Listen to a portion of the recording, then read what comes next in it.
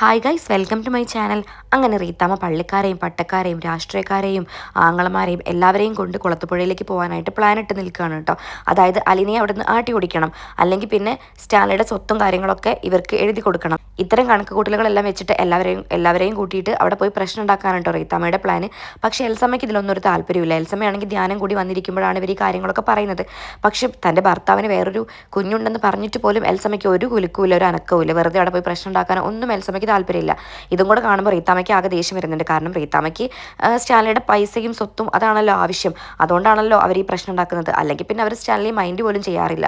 അപ്പോൾ അതുകൊണ്ട് തന്നെ അത് വിട്ടുകൊടുക്കാൻ പറ്റത്തില്ലല്ലോ, അത് നമുക്ക് കിട്ടണമല്ലോ. അപ്പോൾ അതുകൊണ്ട് തന്നെ റീത്താമ്മ നന്നായിട്ട് തന്നെ ഇതിലിടയിൽ കയറി കളിക്കുന്നുണ്ട് കേട്ടോ. സ്റ്റാൻലിക്കാണെങ്കിൽ റീത്താമ്മയുടെ ക്യാരക്ടർ നന്നായിട്ട് അറിയുന്നതുകൊണ്ട് തന്നെ അലീനയോട് പറയുന്നുണ്ട്, നീ പേടിക്കേണ്ട, നീ വിഷമിക്കേണ്ട, ഇനി ഒരുപാട് പ്രശ്നങ്ങൾ ഉണ്ടാവും. പക്ഷേ പപ്പയുണ്ട് നിൻ്റെ കൂടെ, നീ എനിക്ക് വാക്ക് തരില്ല, നീ എന്നെ ഒറ്റപ്പെടുത്തില്ലല്ലോ എന്നൊക്കെ ഇങ്ങനെ പറയുമ്പം അലീന മനസ്സോട് പപ്പയ്ക്ക് കൈ കൊടുക്കുന്നുണ്ട്. പിന്നീട് അവൾ മനസ്സിൽ സങ്കടമൊക്കെ ഉണ്ടെങ്കിൽ പോലും അത് പപ്പയെ മനസ്സിലാക്കിയിട്ട് അവൾ ശരിക്കും കൈ കൊടുത്തിട്ട് പറയുന്നുണ്ട്, പപ്പ വിഷമിക്കണം, പപ്പയുടെ കൂടെ എപ്പോഴും ഞാനുണ്ടായിരിക്കും.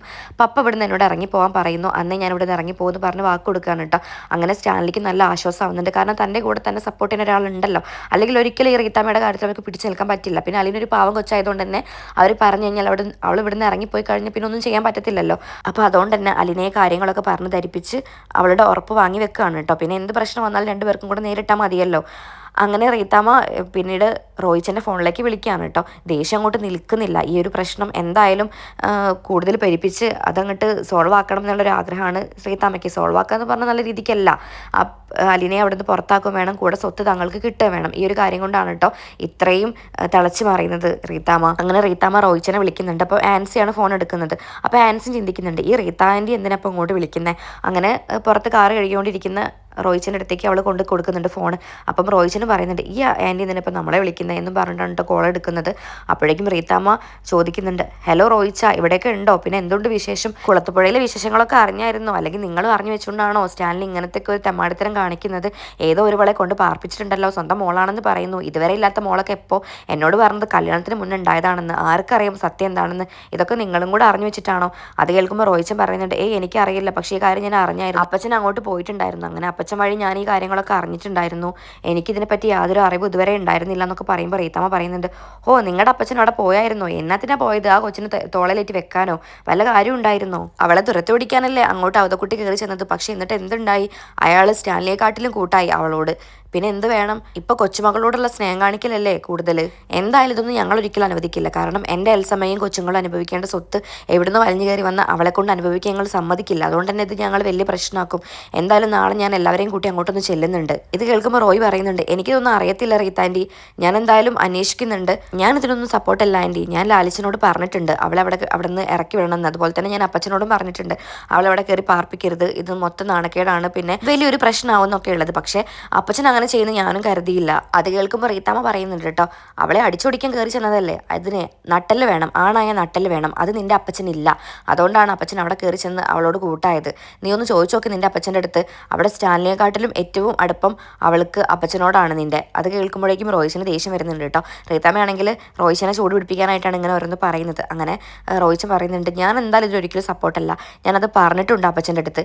അവളെ അവിടെ നിന്ന് പുറത്താക്കാൻ ചെന്ന അപ്പച്ചൻ എന്തുകൊണ്ട് അവിടെ നിന്നു എന്ന് ഞാൻ ചോദ്യം ചെയ്തിട്ടുണ്ട്. എനിക്കിതൊരിക്കലും സപ്പോർട്ട് ചെയ്യാൻ പറ്റില്ല. റീത്താമ്മയാണെങ്കിൽ വീണ്ടും റോയിച്ചനോട് ഓരോന്ന് പറഞ്ഞുകൊണ്ടിരിക്കുകയാണ് കേട്ടോ. എന്നിട്ട് പറയുന്നുണ്ട്, നിങ്ങൾക്കൊക്കെ എന്തൊരു അഹങ്കാരമായിരുന്നു, നിങ്ങളുടെ കൊട്ടാരമറ്റത്താർ ഇത്രയേ ഉള്ളൂ, ആണത്തുള്ള ആരും ഇല്ലേ അവിടെ, ഇച്ചിരിയെങ്കിലും നാണം വേണം. സ്റ്റാൻലി ഏതോ ഒരു പെണ്ണിനെ അവിടെ കൊണ്ടുവന്നിട്ട് ഇതുവരെ നിങ്ങളാരും അവിടെ പോയിട്ട് പ്രശ്നം ഉണ്ടാക്കുക ഒന്നും ചെയ്തില്ലല്ലോ എന്നൊക്കെ ഇങ്ങനെ പറയാൻ കേട്ടോ. എന്നിട്ട് പറയുന്നുണ്ട്, ഞങ്ങൾ എന്തായാലും ഒരു കാര്യം തീരുമാനിച്ചിട്ടുണ്ട്, എന്തായാലും അവിടെ വന്ന് പ്രശ്നം ഉണ്ടാക്കി ഞങ്ങൾ അടങ്ങൂ എന്നും പറഞ്ഞിട്ട് ഫോൺ കട്ട് ചെയ്യാണ്. ഇതൊക്കെ കേട്ടിട്ട് റോയിച്ചനാണെങ്കിൽ ഭയങ്കരമായിട്ട് ദേഷ്യമൊക്കെ വരുന്നുണ്ട് കേട്ടോ. തന്നെ ഈ റീത്താമ്മ അപമാനിക്കുകയും ചെയ്തില്ല. അപ്പോൾ അതുകൊണ്ട് തന്നെ ദേഷ്യം കൂടി. ഫോൺ വെച്ചതും ആൻസി ചോദിക്കുന്നുണ്ട്, എന്താ റോയിച്ച, എന്താ പ്രശ്നം. അപ്പം റോയിച്ചൻ പറയുന്നുണ്ട്, ആ കൊച്ചില്ലേ, ആ ഒരു പെൺകുട്ടിയെ അവിടെ കൊണ്ടുവന്നില്ലേ, അതേപറ്റി പറയാനാണ് റീത്താൻറ്റി വിളിച്ചത്. മാത്രമല്ല അവർ പ്രശ്നം ഉണ്ടാക്കുന്നൊക്കെയാണ് പറയുന്നത്, അവളെ ഇവിടെ നിന്ന് അടിച്ച് പുറത്താക്കും എന്നൊക്കെ പറയുന്നുണ്ട്. അത് കേൾക്കുമ്പോൾ ആൻസി പറയുന്നുണ്ട്, ആ റീത്താൻറ്റി കുറച്ച് പ്രശ്നക്കാരല്ലേ, അവരെ അങ്ങനെ വിശ്വസിക്കേണ്ട. അത് കേൾക്കുമ്പോൾ റോയിച്ചൻ പറയുന്നുണ്ട്, പക്ഷേ പറയുന്നതിൽ തെറ്റൊന്നുമില്ലല്ലോ, അല്ലെങ്കിൽ സ്റ്റാൻലി ഒരിക്കലും അങ്ങനെ ചെയ്യാൻ പാടുണ്ടോ. എവിടുന്നോ ഒരു പെൺകുട്ടിനെ കൊണ്ടുവന്നു, അത് മകളാണെന്ന് പറയുന്നു, അത് എല്ലാവരും മുന്നിൽ പ്രദർശിപ്പിക്കേണ്ട ആവശ്യമുണ്ടോ. ഇനി പോട്ടെ, കല്യാണത്തിന് മുന്നേ ഒരു ബന്ധത്തിൽ ഒരു കുട്ടി ഉണ്ടായി എന്ന് വെച്ച് അവളെ അങ്ങോട്ട് കൊണ്ടുവരാണോ വേണ്ടത്. മാത്രമല്ല അപ്പച്ചനാണെങ്കിൽ അവളോട് അവൾക്ക് കൂട്ട് നിന്നേക്കുന്നു. ഇവിടുന്ന് അവളെ അടിച്ചോടിക്കണം എന്ന് പറഞ്ഞിട്ടല്ല അങ്ങോട്ട് പോയത്. എന്നിട്ട് 2 ദിവസം കഴിഞ്ഞല്ലേ വന്നത്. അതും ആ കൊച്ചുമായിട്ട് ഏറ്റവും കൂടുതൽ അടുത്തതും അപ്പച്ചനാണെന്നാണ് പറയുന്നത്. അപ്പോഴേക്കും ആൻസി പറയുന്നുണ്ട്, അവർ പറയുന്നത് കേട്ട് എടുത്തു ചാടി ഒന്നും ചെയ്യില്ല റോയിച്ച, നമുക്ക് അവരുടെ ഭാഗം ഒന്ന് കേൾക്കണ്ടേ. അപ്പോഴേക്കും റോയിച്ചൻ പറയുന്നുണ്ട്, എന്തായാലും ഞാൻ അപ്പച്ചനോടൊന്ന് ചോദിക്കട്ടെ എന്നും പറഞ്ഞിട്ട് അകത്തേക്ക് കയറി ചെല്ലാണ് കേട്ടോ. അപ്പം അവതക്കുട്ടിയാണെങ്കിൽ അവിടെ ഇരുന്ന് പത്രം വായിക്കുമായിരുന്നു. അങ്ങനെ റോയിച്ചൻ അവിടേക്ക് ദേഷ്യത്തോടെ കയറി ചെന്നിട്ട് കാര്യങ്ങൾ ചോദിക്കുകയാണ്. അപ്പം ലാലിച്ചൻ ഒരു പെണ്ണിനെ അവിടെ കൊണ്ടുവന്നിട്ടുണ്ടല്ലോ, അവൾക്ക് ഏറ്റവും കൂടുതൽ സപ്പോർട്ട് അപ്പച്ചനാണ് കൊടുക്കുന്നതെന്ന് ഞാൻ കേട്ടല്ലോ എന്നൊക്കെ ഇങ്ങനെ പറയുമ്പോൾ അതായത് അവതക്കുട്ടി ഇങ്ങനെ ഞെട്ടി നോക്കുന്നുണ്ട് കേട്ടോ. അവതക്കുട്ടിക്ക് ഒരു പുച്ഛമുണ്ട്. അപ്പോൾ പറയുന്നുണ്ട്, അപ്പച്ചൻ എന്താ അവളെ അവിടെ നിന്ന് പുറത്താക്കാനായിട്ട് പോയിട്ട് ഇപ്പോൾ അവളോടാണ് ഏറ്റവും കൂട്ടെന്നൊക്കെ ഞാൻ കേട്ടു. ലാലിച്ചനെക്കാട്ടിലും അപ്പച്ചനല്ലേ കൂട്ടി. അപ്പച്ചൻ എന്ത് ഇങ്ങനെയൊക്കെ പെരുമാറുന്നത്, അവളെ അടിച്ചോടിക്കേണ്ട, എവിടുന്ന് വന്ന് കയറി ഒരു പെണ്ണ് നമ്മളെ കുടുംബത്തിന് നാണം കെടുത്താനായിട്ട്. അപ്പോഴേക്കും അവതക്കുട്ടി ചോദിക്കുന്നുണ്ട്, നിന്നോട് ഇതൊക്കെ ആരാ പറഞ്ഞേ? അതൊക്കെ ഞാൻ അറിഞ്ഞു, നീ പറയടാ. അത് റീത്താൻ്റെ എന്നെ വിളിച്ചിട്ടുണ്ടായിരുന്നു. ഓ അവളോ? അവൾ പറയുന്നത് നീ കേൾക്കാൻ നിൽക്കണ്ട. അവൾ ഇത് സ്നേഹം കൊണ്ട് പറയുന്നതാണോ നീ വിചാരിച്ചത്? അവൾക്ക് സ്വത്ത് വേണം, അതിനാണ് ഈ പറയുന്നത്. അപ്പോഴേക്കും റോയിച്ചൻ പറയുന്നുണ്ട്, അതെന്തോ ആയിക്കോട്ടെ, പക്ഷെ അങ്ങനെ ചെയ്യാൻ പാടുണ്ടോ? ഒരിക്കലും അങ്ങനെ ചെയ്യാൻ പാടില്ലല്ലോ. ലാലിച്ചനൊരു ഫാമിലി ഉള്ളതല്ലേ. എന്നിട്ടാണോ ആ ഒരു പെങ്കൊച്ചിനെ ഇങ്ങോട്ട് കൊണ്ടുവന്നിരിക്കുന്നത്? അതും എന്തൊക്കെ ഗുലുമാല അതിൻ്റെ പുറകെ ഉണ്ടായിരിക്കും. ഇപ്പോൾ അവർ വിളിച്ച് എന്നെ ഒരുപാട് നാണം കെടുത്തിയിട്ടാണ് ഓരോന്ന് പറയുന്നത്. പിന്നെ അപ്പച്ചൻ എന്തർത്ഥത്തിലാണ് ആ കുട്ടിയോട് ഇത്രയും കൂട്ടായത്?